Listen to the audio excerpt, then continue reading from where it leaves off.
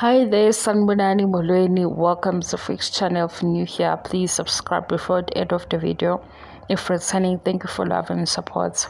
I appreciate you. Siyaxoxa nge-channel sibe sihlebe kancane. Nakho ukuhleba sekungenile la ku-TikTok babazwa indaba yabaBhumbi. Konje ubaBhumbi waphi e-KZN yes. Usenamakhosikazi awu-3. Uqhathaniswa nobaba uMseleku. Yes, so abanye bathi nangi edethrona ubaba uMseleku yabo sekuqhathanisa amazinga ake sibambe ngesintu ke na into esure so uGumbi babuGumbi namakhosikazi awu-3 uMseleku unamakhosikazi awu-4 kodwa kahle unamakhosikazi awu-2 ilapho ke into phela kule ya province la kusekhaya khona kuyachonywa lapha yana kodwa masithatha sibeka esintwini noma kusiZulu ngeke sisho kuGumbi kusithi ngomthetho wase South Africa kodwa ngesizulu ushadile uqedile uyabo ilowo kumehluko la kaGumbi kwenziwe kuphelele nje sikhuluma ngento ephelele ukuthi kunamakhosikazi amathathu kuphelele kanjalo kuphelele ngokwesonto abalihambayo kuphelele ngokweculture abathi bangaphansi kwayo amasiko abahloniphayo bangaphansi kwawo ngeke silobu siye emuva naphambili sidebate into ukuthi isiZulu isintu kuphelele ngokwesonto because umuzi nomuzi kuba khona ibandla abangaphansi kwalo kunjalo futhi kube ukuthi ke amasiko into yabo ithina maye wathi umZulu uhlonipha isiZulu uhlonipha isintu uqonda kubonakala kwizenzo kaGumbi mathatha amakhosikazi kanti ngapha kufanele siqinise ukuthi umthetho wase South Africa uthi bonke bamakhosikazi kodwa ngesintu ke sesiyahlehla yabo kanti ke nayo lento le mase beyibamba beyixoxa ngelevel yobaba uphambili uGumbi ngoba phela yena uqedile angeke ehlale phansi ehamba ku-interview yena ethi yazi ngisakweleta ukuthiwani ngokwabantu nemndeni afike kuyona ukukhuluma ke futhi cha akanakho ukuthi yabo inkulumo ye-suitcase akanayo kodwa uyasho ukuthi wabambisana bayedwa kumamkhulu wangapha kaGumbi njengoba kukhona masisithatha ama-levels kaGumbi kunezindlu ezifanayo umehluko ukuthi zakhiwe nini eyamamkhulu wakhona uyayibona ukuthi ingoba yakhiwe kuqala kodwa isimo sendlu siyafana neya number 2 eya number 3 uyayibona ukuthi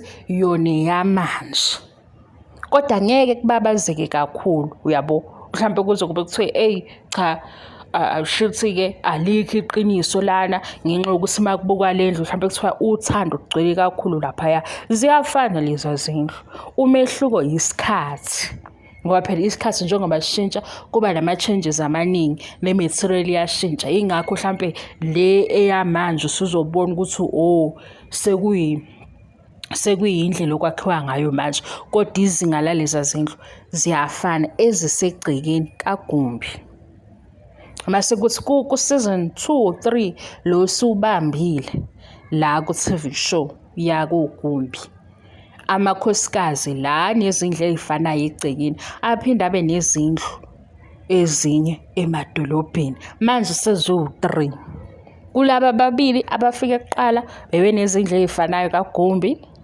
imoto zabo sobe sixoxe ngeimoto zabo mase kuthi emadolobheni eKZN endaweni ezihlukene bebe nezindlu kwi-TV show esihambe nabo kubo safika nabo eGoli bahamba bayobona izindlu nakho ke sikubonile yabo angeke kuyaqhathaniswa phela uMseleku sesimbuke kakhulu sizoyiqhathanisa kodwa lethu sifuna ukufuna sibala ke ngoGumbi omusha osejoine iWhatsApp group ukuthi sikhuluma ngesithembu ubayede no bani konje kusama nombuso ngicela ukubasho ngamagama ngoba ngiyakhohlwa izibongo zabo u-first wife and second wife bayibe nezindlu ezifanayo before kufike with third wife baphinde baba nezindlu futhi ezinye semadolobheni ngokuhlukana kwabo ngoba wayesho ubaba Gumbo uthi uyanqena ukuthi usuka la laphayana i-distance uma eyithenga la eGoli ufuna kube seduzane ngoba eKZN uhamba yale ephindele zuba nezindlu ezu3 lena ke eziseKZN emadolobheni noma singayibonanga kahle ngokwe-TV ngoba phela besiyibuka ku-TV lezi ke ababeyibuka beseGoli sangena ngecamera sabona ukuthi ilezi sizaziyo ngokwe-TV show ngento abayixoxile kodwa ngenzeka ukuthi zingaphezulu kwa3 nakho-ke la ku-TV show sekuvela khona ukuthi u-second wife njengoba bemuvela kuGoli ufuna ukujoyina i-book club because uthanda ukufunda nani wayela uGumbi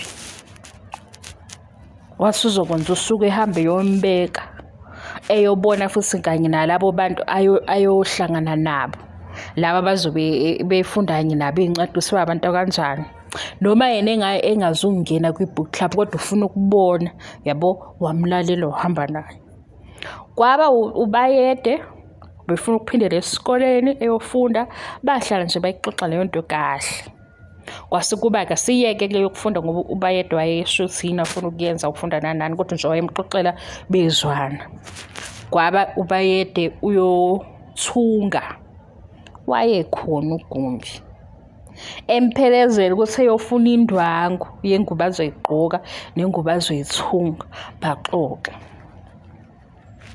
ngapha ke eMzumbe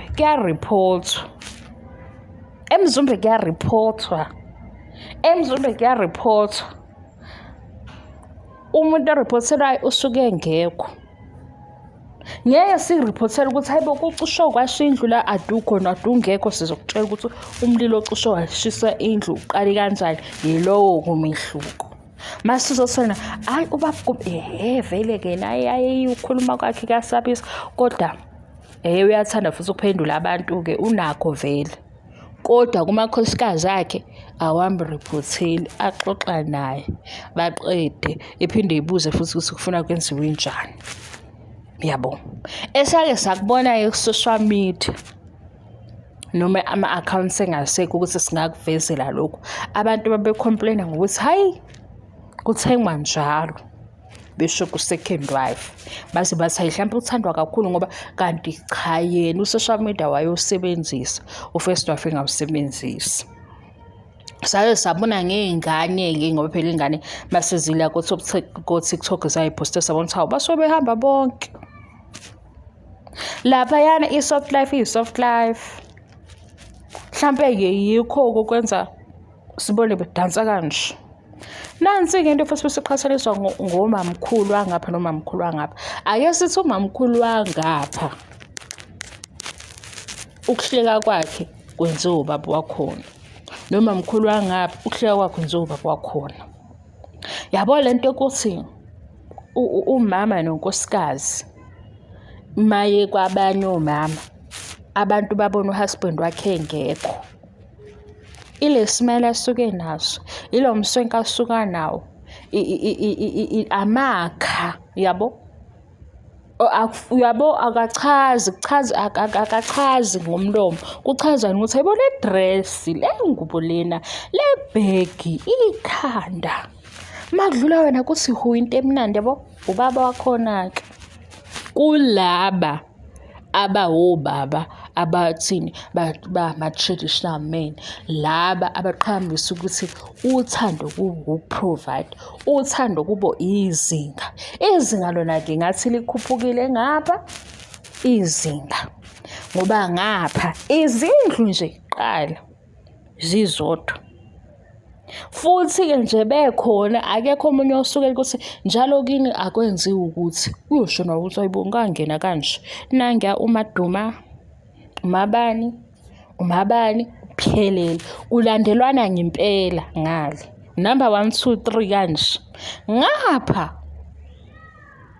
ubaba wakhona ulwela ukuthi abe kwi-TV show ngedrama ayenza njalo ngomsindo awususa phakathi kwamakhosikazi akhe nokuxabana nje nokuhleba kanti ngapha kulobo kuthiwa nifunani, thasa into eniyifunayo, nifunani, thasa into eniyifunayo. Manje ngeke nawe uthi into uyayifuna uyithole mase kuthiwa awuhambe uyojabula laphaya ungasakwazi ukuyojabula, yabo? Kulula. Ngapha kubizwa ama-meeting ukuthi awukwenzile ukuthi, awukwenzi ukuthi, ukhuluma kanje uphinde ukhulume kanje. Ngapha bayaphelezelwa uma beyojoyina ama-book club. Uma beyofuna indwangu abazoyigqoka emswenkweni yabanye omama bayaphelezelwa beyokhomba leyo ndwangu, yabo? Kukanye la ngambonanga khona ubaba uGumbo ephelezele umamkhulu. Leso sikhathi waye uyobheka indaba yakhe nodokotela.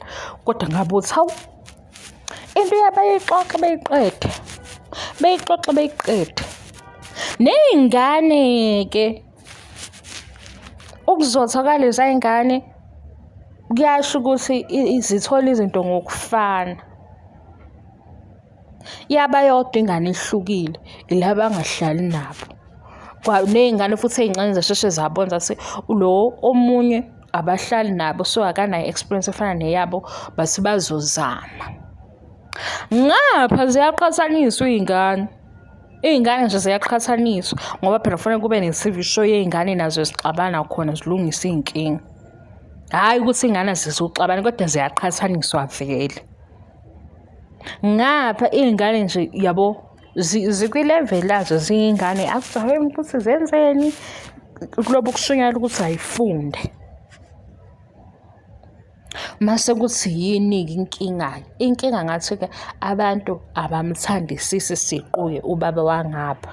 Uye abangamthandisisi kodwa izenzo zakhe ngeke beyiphikise. Naza izindlu sibonile. Khona abanye ade bethi nje ayi cha khona asizwa kahle kodwa le ndlu leya number 3 nami ngayibona ngihlala kuyona, yabo? Izenzo-ke zangapha izinga liphezulu. Kuwukuthi asikwazi phela manje ukuthi soqhathanisa amabhizinisi nani nani. Abaxoxe phela bonke ngamabhizinisi abo ngokweqiniso. Kodwa izenzo zangapha izinto ey'bonakala ngapha uthi hawu.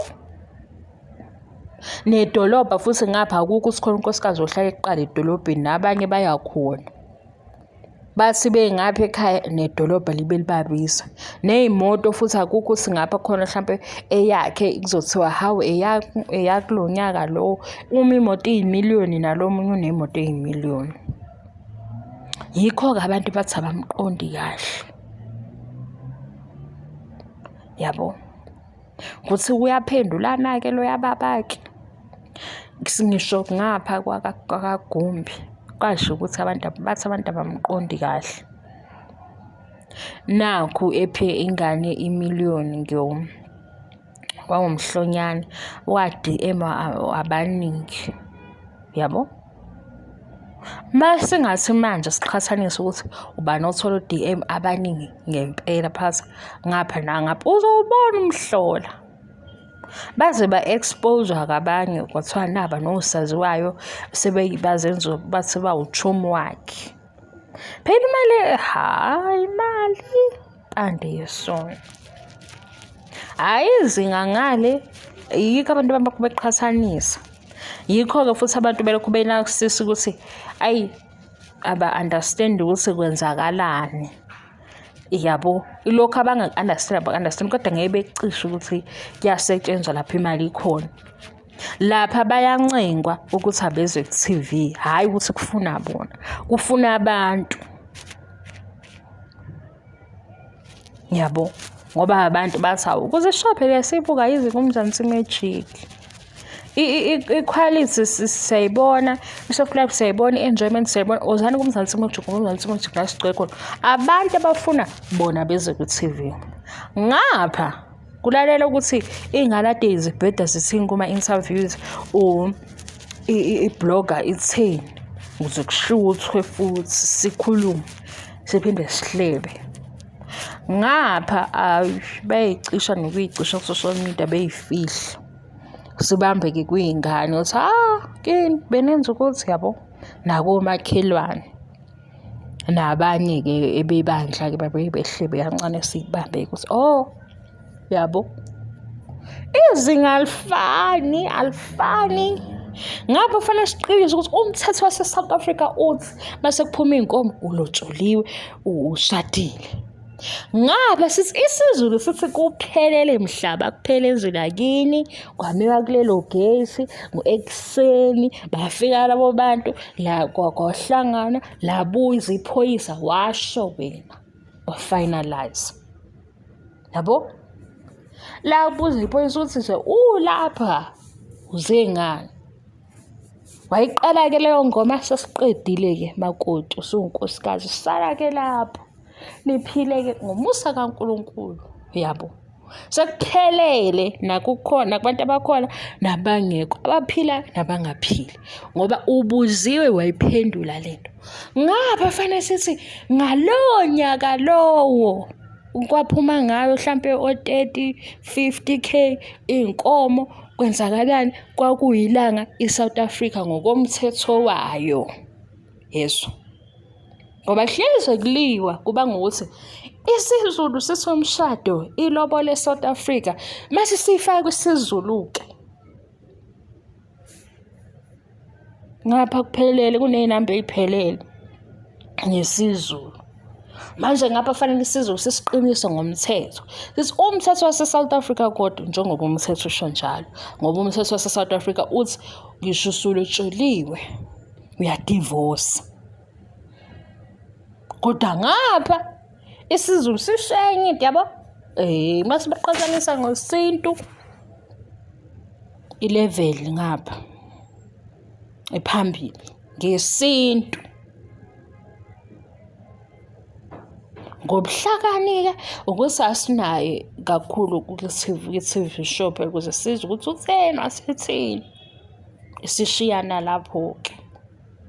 Kodwa ngo-level wathi umamkhulu wangapha kaGumbi yena ku-season 2, ngabe u-season 2 yini amangazi, wathi kodwa namanje nje ku-season 2 lo osudlulile ey'nganeni zakho lenzile iqiniso. Malikhala icilongo uyazi ukuthi abantwana bakhe angeke beyifake ey'meni ey'njani ngoba usebenzile yena.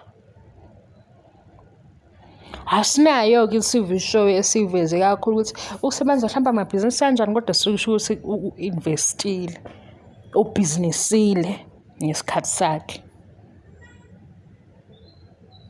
Ngale kwaduka imiliyoni guys.